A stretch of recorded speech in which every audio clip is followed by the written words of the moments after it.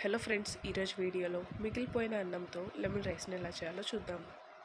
So ముందుగా ఒక కడాయి పెట్టుకొని అందులో 2 స్పూన్ల వరకు ఆయిల్ని వేసి జీలకర్ర ఆవాలను వేసుకోవాలి. ఇందులో 1 చెంచా పసుపు వేసుకోవాలి.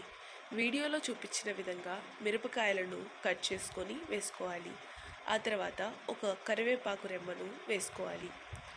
సో వీటన్నిటిని బాగా ఫ్రై చేసుకున్న తర్వాత సగం నిమ్మకాయను ఇందులో వేయాలి.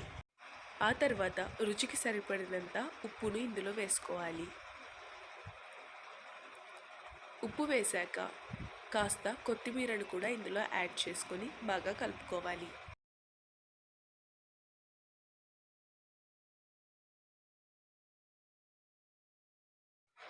ఆ తర్వాత రాత్రి మిగిలినటువంటి అన్నాన్ని ఇందులో వేసుకోవాలి.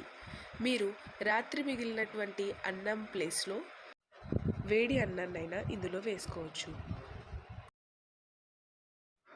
ఫ్లేమ్ని హైలో పెట్టుకొని దీన్ని బాగా కలుపుకోవాలి. అంతే, మన లెమన్ రైస్ అనేది రెడీ అయిపోయింది. దీన్ని మీకు నచ్చినటువంటి పికిల్తో కానీ స్నాక్తో కానీ ఎంజాయ్ చేయండి.